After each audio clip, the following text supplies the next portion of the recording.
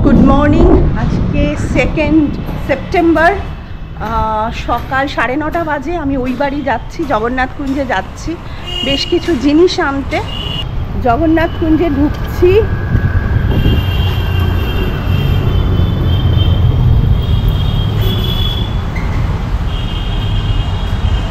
আমি সকাল সকাল রেডি হয়ে গেছি। এই যে সালোয়ার সেটটা আগের দিন এসেছিলো ওটা পরেছি, আর অনেক দিন বাদে দেখো সেজেছি।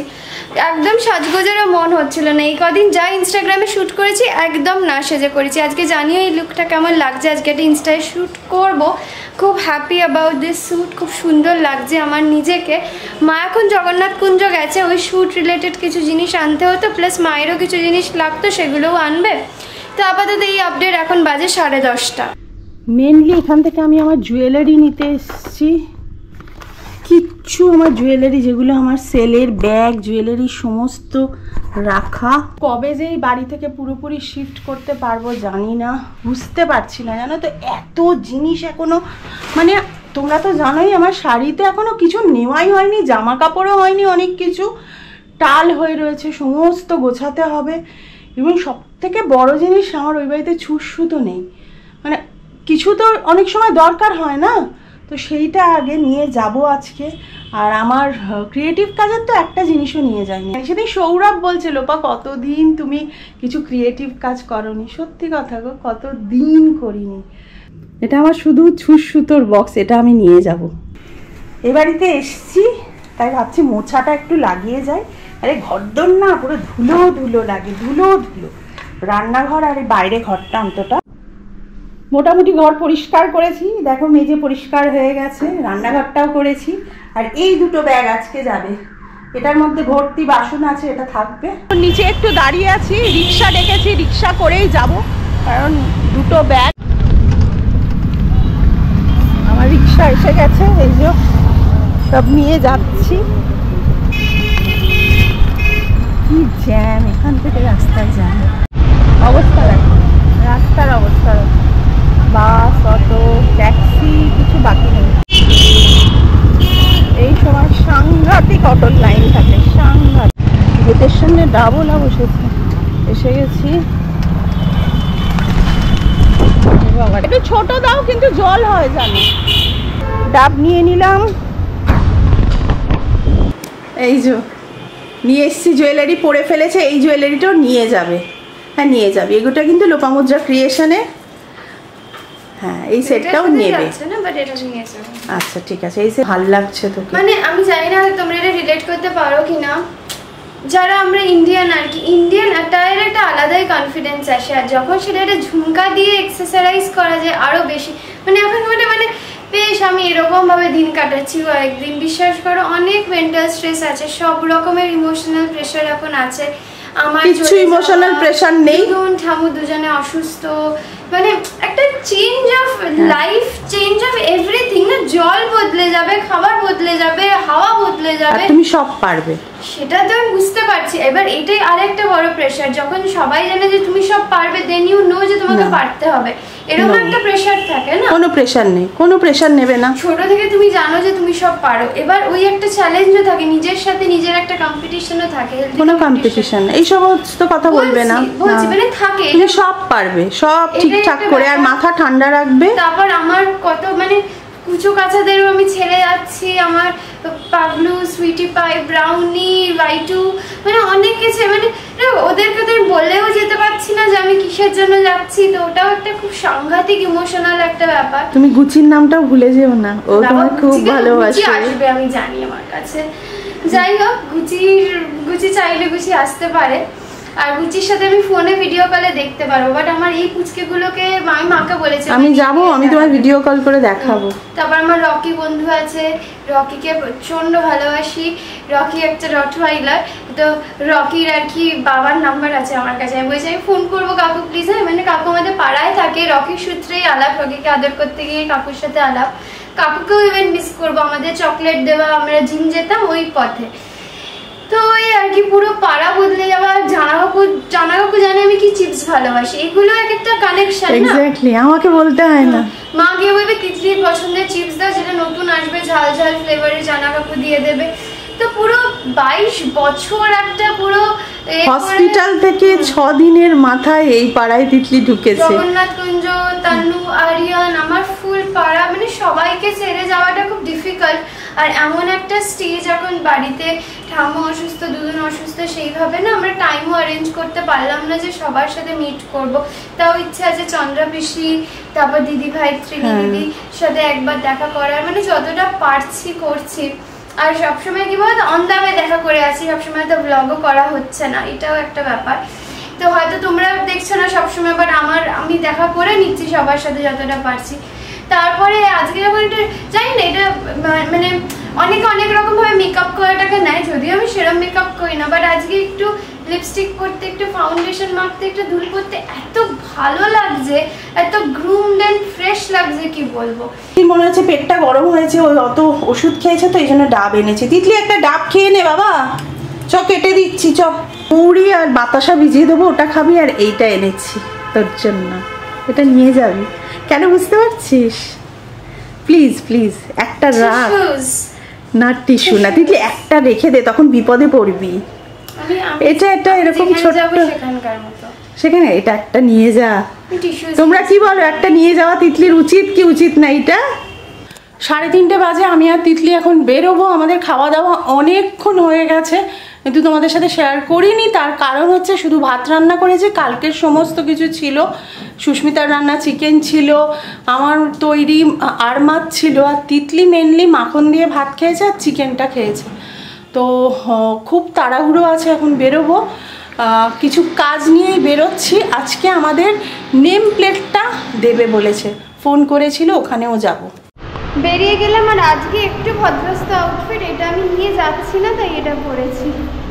চলো, একটা কাজ ছিল সেটা হয়ে গেছে, এখন যাচ্ছি কালীঘাট, একটু মায়ের দর্শন করব, করে আমরা নেব আমাদের ইয়েটা কি বলে, নেম প্লেটটা নিয়ে বাড়ি ফিরবো। খুব মাকে মিস করব, আমাদের কালীঘাটের মাকে, তাই যতবার মনে হচ্ছে যে হয়ে গেছে দেখা, মনটা বেশ কষ্ট লাগছে, ভাবলাম আরেকবার ঘুরেই আসি, তাই না মা? তো প্লাস ওইদিকে যাবো, রাসবিহারীর ওখানে নেম প্লেটটা নেবো, তো হয়ে যাবে আমাদের একবার মায়ের দর্শন। এসে গেছি, আমরা মন্দিরে যাচ্ছি, বেশ ভালো লাগছে, তাই না? আর আজকে কৌশিকে অমাবস্যা, আমি জানতামও না। হ্যাঁ, হুট করেই কিন্তু প্ল্যান হয়েছে যে আসবো, ভালো দিনে যাক, ভালো লাগে।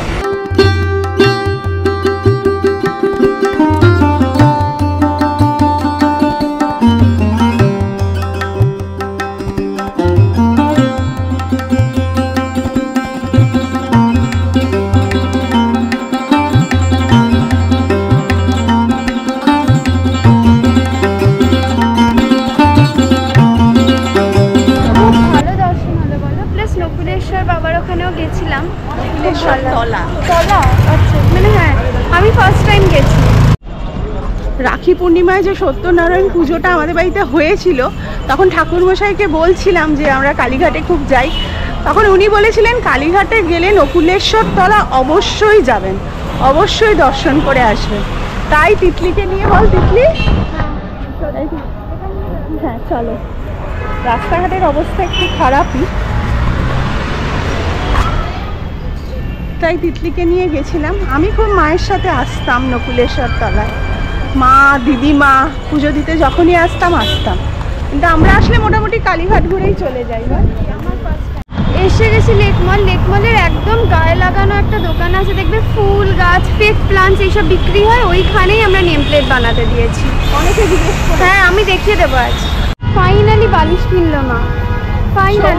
শুতে খুব কষ্ট হচ্ছিল, প্রথম দিন থেকে বলছিল বাবা, এই যে এটা কিনেছি, কার্লো পিলো, এইটা দুটো কিনেছি, এই যে খুব খুশি হয়ে যাবে। সৌরভ যা খুশি, জানে না বাবা এখন, জানে না। না চলো এবার ওই পারে যাবো, ওই পারটা। এই যে এটা হয়ে গেল, পেয়ে গেছি। এখান থেকেই আমরা নেম প্লেটটা বানিয়েছি আমাদের।